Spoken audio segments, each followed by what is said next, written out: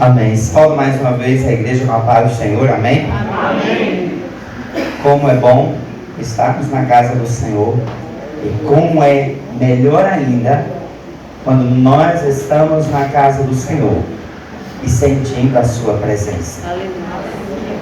Deus fazendo, Deus trabalhando, Deus ministrando as nossas vidas, Deus nos fazendo viver um tempo novo.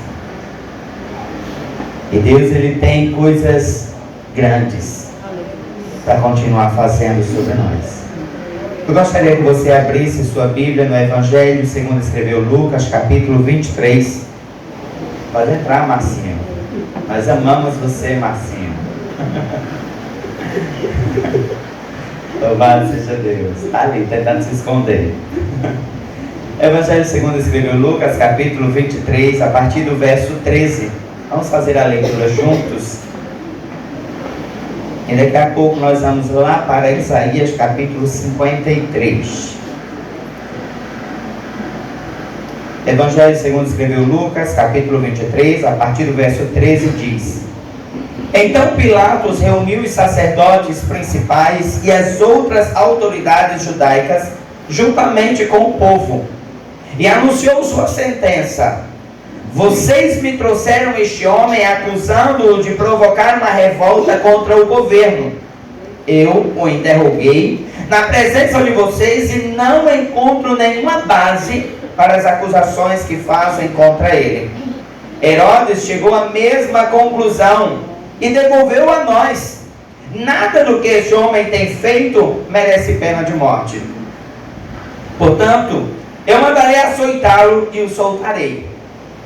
Na festa da Páscoa, Pilatos tinha o costume de soltar um preso, a pedido do povo. Mas neste momento, um poderoso clamor levantou-se da multidão como se fosse uma só voz: Mate-o e solte-nos Barrabás. Barrabás estava na prisão por ter começado em Jerusalém uma revolta contra o governo e por ter praticado um assassinato. Pilatos discutia com eles porque queria soltar Jesus. Porém, eles continuavam gritando: Crucifique, crucifique. Pela terceira vez ele perguntou por quê? Que crime ele cometeu? Eu não achei razão nenhuma para condená-lo. Portanto, será castigado e solto. Porém, eles gritavam cada vez mais alto, pedindo a morte de Jesus. E o pedido deles prevaleceu. Portanto, Pilatos sentenciou Jesus à morte, conforme a vontade daquelas pessoas, e soltou Barrabás, o homem preso por revolta e assassinato, a pedido deles. Mas entregou-lhes Jesus para fazerem com ele o que quisessem. Feche teus olhos. Pai, nós oramos a tua presença, pedindo, Senhor, que tu possas ministrar a tua palavra aos nossos corações. O Senhor conhece a nossa necessidade, o Senhor conhece como cada um de nós chegou a este lugar, a este tempo, e o Senhor certamente tem uma palavra a ministrar aos nossos corações. Que a tua misericórdia me alcance. Que não seja, Senhor, a minha vontade, mas a vontade do teu Espírito.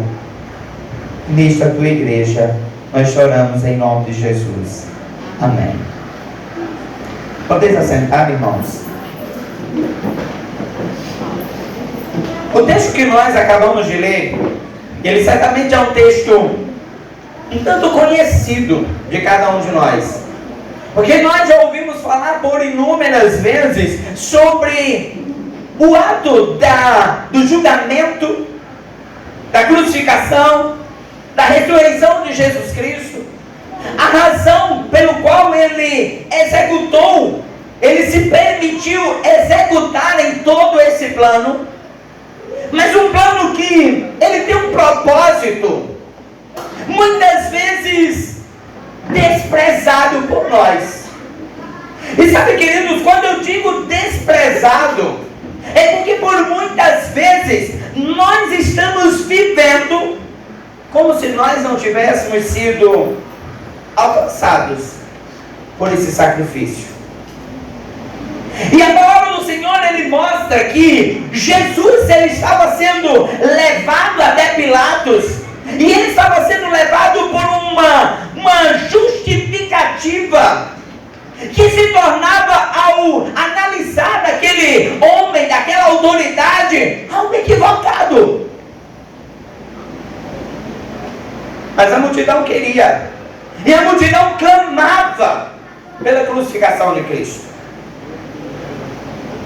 Quando a palavra do Senhor nos mostra, a partir do verso 13 do capítulo que nós lemos, ele vai nos mostrar que havia um interesse em Pilatos em fazer com que aquele sacrifício não acontecesse. Havia um interesse em Pilatos de fazer com que aqueles homens se dessem conta da injustiça que eles estavam cometendo. E a palavra do Senhor diz que Pilatos age por uma, age por duas, age por 3 vezes, questionando, tentando de alguma forma fazer com que aquelas pessoas pudessem olhar para dentro de si mesmo e observarem que aquele comportamento não era aquilo que deveria se estar acontecendo. Pilatos, ele olha de uma maneira tão aparentemente de bonança, porque ele olha para aquele homem, olha para Jesus, questiona, pergunta. Ele olha para aquele povo e começa a dizer: olha, vocês levaram para Herodes. Herodes, ele olhou, analisou, questionou, conversou com Jesus, e a mesma conclusão ele chegou. Mas a multidão gritava: crucifica.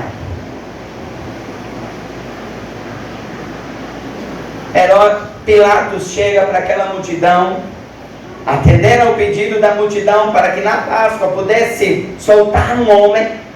E é como se Pilatos estivesse usando as cartas que ele tinha na manga, e ele diz assim: ó, vamos lá, e aí? Quem vamos soltar? A expectativa de Pilatos era que aquelas pessoas caíssem em si. Mas a multidão começa a gritar: solte Barrabás. Irmãos, essa semana eu começava a pensar sobre essa cena. Eu estava ouvindo a canção Era Eu, do Caswell Chip, e como eu estava sendo ministrado.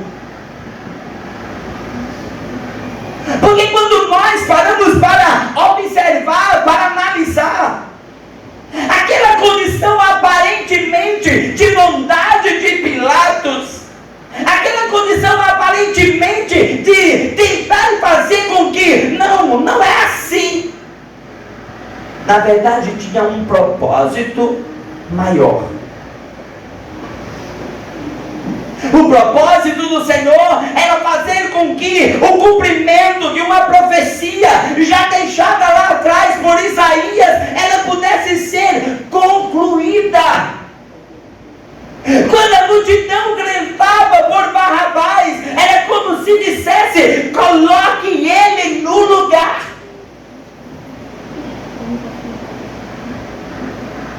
E sabe, gente, a gente pensa que nós fazemos alguma coisa, quando na verdade o Senhor, ele estava olhando para toda aquela situação e arquitetando todo um caminho, ao ponto de que aquele Barrabás liberto apontasse para nós.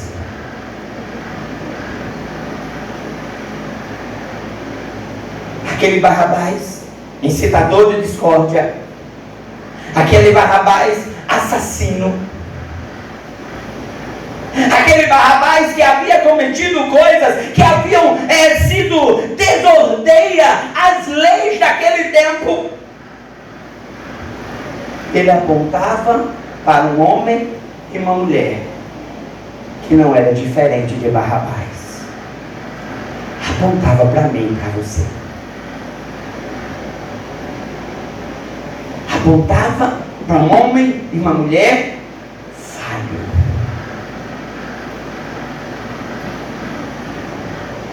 O profeta Isaías, quando ele escreve, quando ele me fala essas palavras, ele olha e diz: para os olhos do Senhor,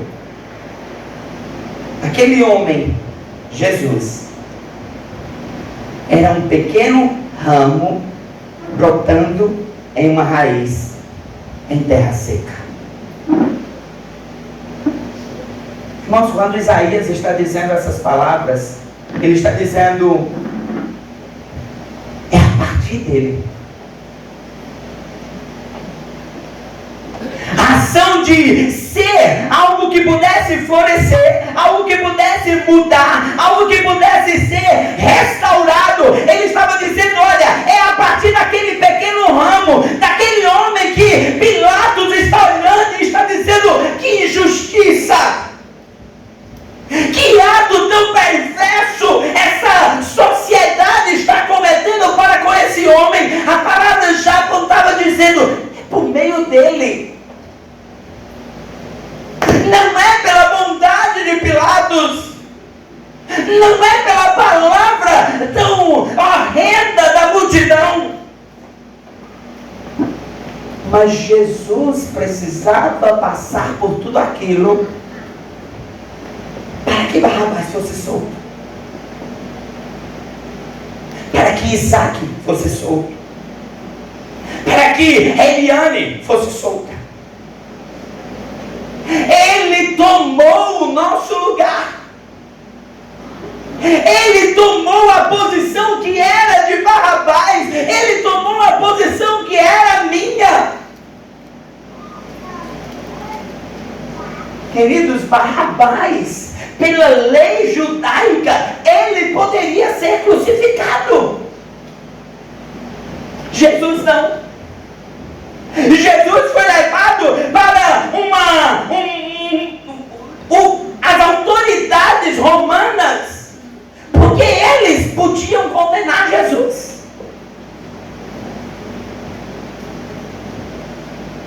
O castigo não era dele, mas ele escolheu viver.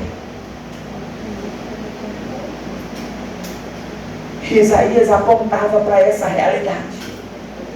E sabe o que Isaías ainda diz mais?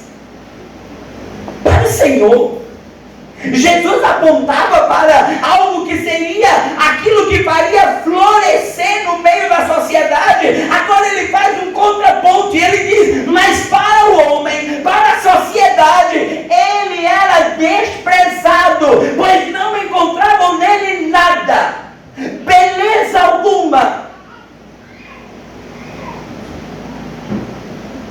O que os judeus esperavam, irmãos? Os judeus esperavam um Jesus que descesse e que fizesse um escarcéu diante do Império Romano. Um Jesus que pudesse descer e se colocar diante da sociedade e dizer: a gente precisa se rebelar, a gente precisa enfrentar os romanos, a gente precisa tomar uma atitude que seja o ponto final de todo esse império. Mas como é que Jesus vem? Jesus vem como aquele homem simples, nascido de uma manjedoura, nascido de uma mulher simples, uma esposa, uma futura esposa de um carpinteiro. E Jesus, ele não vem diante de um palácio, de uma autoridade da época. Ele não é nascido de uma mulher que era esposa de um grande homem, nome do tempo, não. Jesus vem do nada.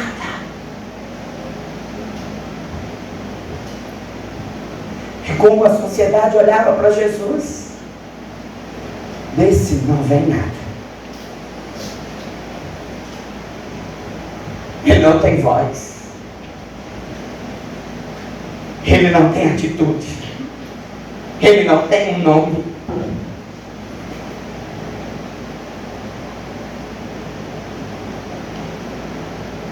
Isaías diz, para nós, ele não tinha beleza alguma. Não havia nada em sua aparência que chamasse a nossa atenção, ou que nos agradasse. Ele foi desprezado, rejeitado por todos. Ele era um homem que conhecia por experiência a dor e o sofrimento. Ele era como alguém que não queremos ver. E ele foi desprezado. E nós não demos nenhuma importância.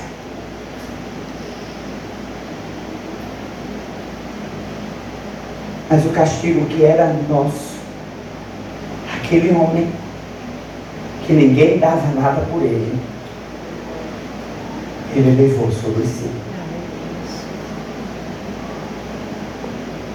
Ele levou sobre si. E sabe, irmãos, quando a gente chega a esse ponto, a palavra do Senhor mostra que o seu ferimento, sabe quando você pensa, irmãos, em um cenário de julgamento, e está de um lado o advogado de acusação, do outro lado está o advogado de defesa, e está ali o réu no meio, e está ali o réu sendo acusado de uma, duas, três, tantas coisas. É como se nesse julgamento esse réu estivesse ali sendo eu ou você, e a gente está ali sendo apontado por uma infinidade de coisas que em todo o tempo nós cometemos. Aí chega aquele advogado de defesa e diz: juiz, eu posso fazer uma coisa? Eu quero trocar de lugar com esse réu. E aquele homem que ninguém dava nada por ele, ele toma o meu lugar. E ele decide morrer em meu lugar. E ele decide tomar a sentença que era minha. Ele decide tomar a sentença sobre aquilo que eu havia cometido. E não porque nós tínhamos algum merecimento, porque a palavra do Senhor nos aponta como homens e mulheres que o desprezam, como homens e mulheres que olham para o Senhor e encontram valor em tantas outras coisas, menos nele. Não fomos nós que escolhemos. O que nos fez chegar ao Senhor foi o ato que Ele tomou sobre si. Os homens achavam que eles estavam lançando Cristo na cruz. Mas Cristo sabia para que Ele tinha vindo. E Ele tinha vindo para que nós fôssemos livres. Barrabás éramos nós. Quem merecia a crucificação éramos nós. Quem merecia ter morrido naquele madeiro éramos nós. Mas o castigo que nos traz a paz estava sobre ele. E se não fosse pelas pisaduras do Senhor, se não fosse pelo sacrifício santo do Senhor, se não fosse por aquele ato de entrega, um homem justo, um homem sem pecado, se não fosse por ele, certamente nós já teríamos sido consumidos. Nós já não estaríamos aqui.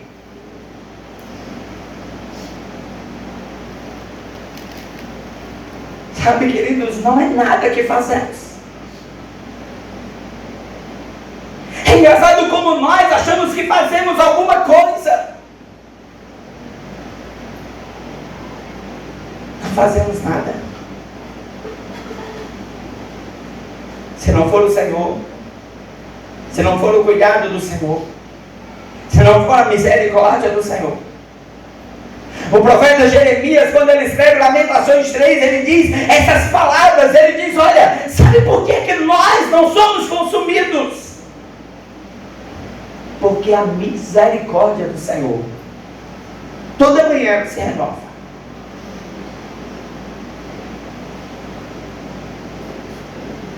Nós somos incapazes de fazer qualquer coisa. Qualquer coisa.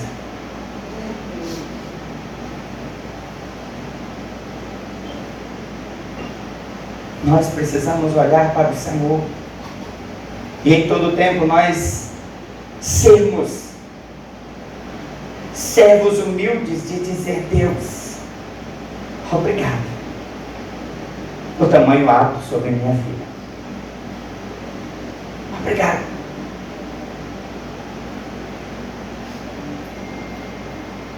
Porque não fomos nós.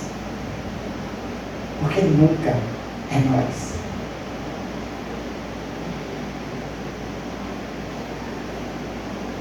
Nós precisamos olhar para esse texto. Irmãos, eu amo ler o capítulo 53 de Isaías.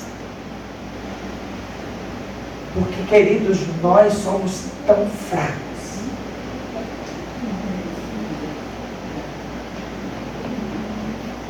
Nós não conseguimos, irmãos, nos entregar por coisas tão menores. Nós nos auto-justificamos por cada passo que a gente dá. Nós nos defendemos em todas as coisas. Quando nós precisávamos em todo tempo se colocar diante do Senhor e dizer, Deus, obrigado por não ter sido consumido esse dia. Aleluia. Obrigado, porque a tua misericórdia se renovou sobre mim. Obrigado.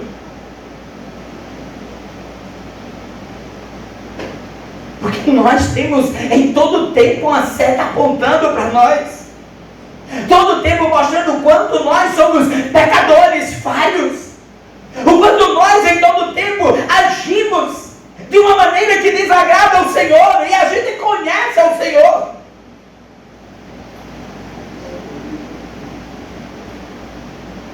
Mas por quantas vezes nós não reconhecemos? Nós não reconhecemos.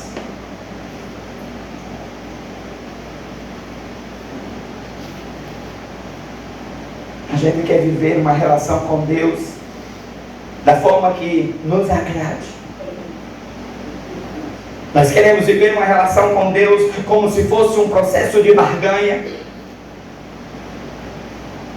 Nós queremos viver uma relação com Deus como se nós tivéssemos que ser alcançados por milagres e bênçãos todos os dias.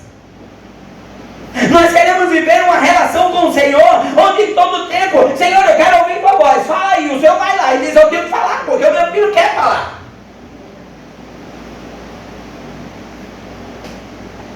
Nós vivemos um comportamento, queridos, em que todo tempo a gente está ali, olhando para tudo em volta e dizendo, eu preciso que mude as finanças, eu preciso que mude a relação do casamento, eu preciso que o meu filho seja melhorado, eu preciso.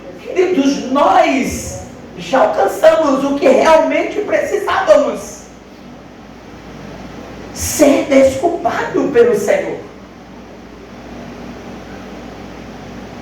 O que nós carecíamos era sermos alcançados pela misericórdia de Deus. O que nós precisávamos buscar do Senhor era em todo o tempo não sermos consumidos. E sabe, queridos, não estou dizendo que você não possa orar a Deus e pedir as coisas. Eu estou dizendo que essa não é a razão de nós vivermos um relacionamento com o Senhor. Não é o que o Senhor dá. Não é o que o Senhor tem para mim. Mas é o que Ele já fez por mim. Glória a Deus. Poderia hoje ser cessado qualquer cuidado do Senhor. Deus, Ele poderia, a partir desse momento, dizer: eu não vou dar mais nada, eu não vou falar mais nada. Ainda assim eu precisava chegar diante do Senhor e dizer: obrigado, Deus. Aleluia. Porque eu era culpado. Porque eu era alguém que tinha uma condenação já definida sobre mim. E o Senhor chegou e disse: eu troco de lugar. Eu troco de lugar.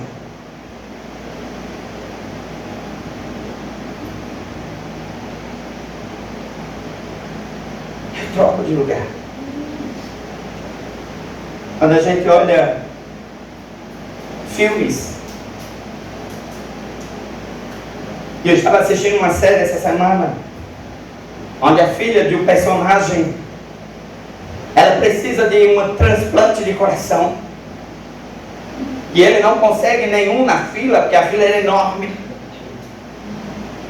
E ele chega para o médico e diz: eu vim aqui para que o Senhor tire o meu coração e coloque no corpo da minha filha.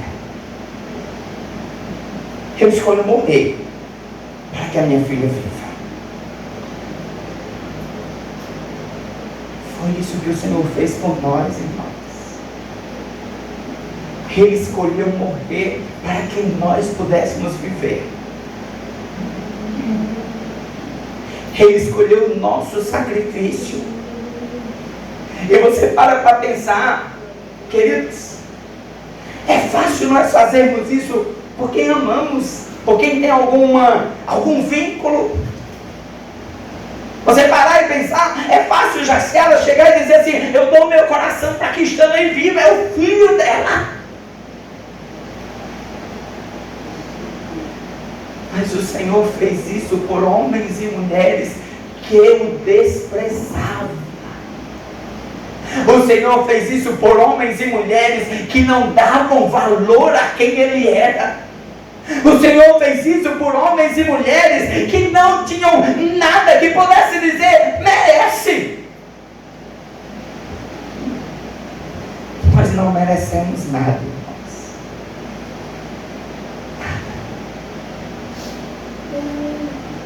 O que eu e você precisa é parar de sermos esses cristãos mimados, que está em todo o tempo diante do Senhor: ah, Deus, o céu é de bronze, o Senhor não fala comigo, eu oro, eu clamo, eu peço, mas parece que o Senhor não quer falar comigo, querido. Ele nem tem essa obrigação.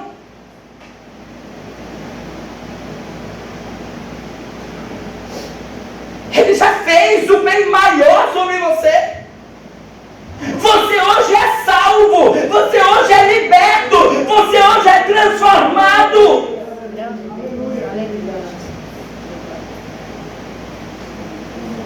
E Ele não fez isso por um homem e uma mulher bacana. Ele não pegou um homem e uma mulher que não tinha erro nenhum e disse: não, eu vou morrer por esse. Não. Ele fez por homens e mulheres miseráveis. Homens e mulheres miseráveis.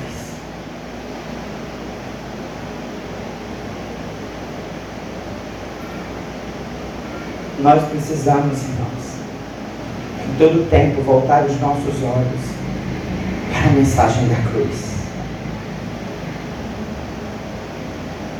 Nós não precisamos de igrejas empanturradas, de ministrações dizendo: você vai receber, você vai receber, você vai ter, você vai. Se Deus quiser, Ele vai nos fazer ter, irmãos. Mas o que todo tempo eu preciso ser confrontado com quem eu era e o que Jesus fez por mim.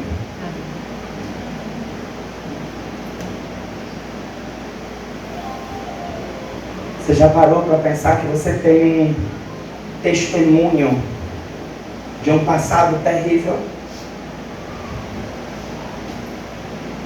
A gente conversa com alguns dos irmãos da igreja e começa a se contar quem era. As histórias de quem era Pastor Tony. E quantas vezes ele contou o seu testemunho aqui pra gente. As histórias de quem era a nossa irmã Antônia. As histórias de quem era Ney.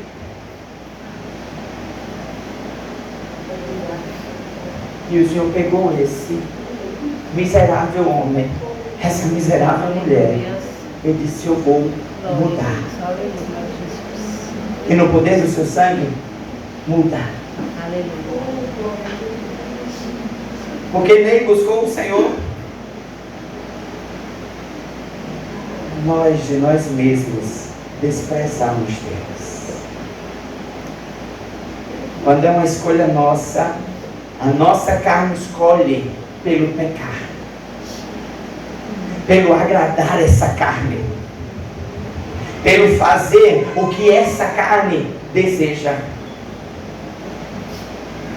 Mas o Senhor, Ele olha e no poder do seu sangue Ele nos atrai.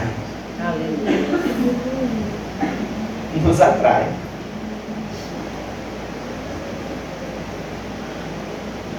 Ele nos atrai, irmãos. Não fomos nós que escolhemos o Senhor, mas Ele nos escolheu, porque Ele nos amou primeiro. Glória a Deus. Aleluia.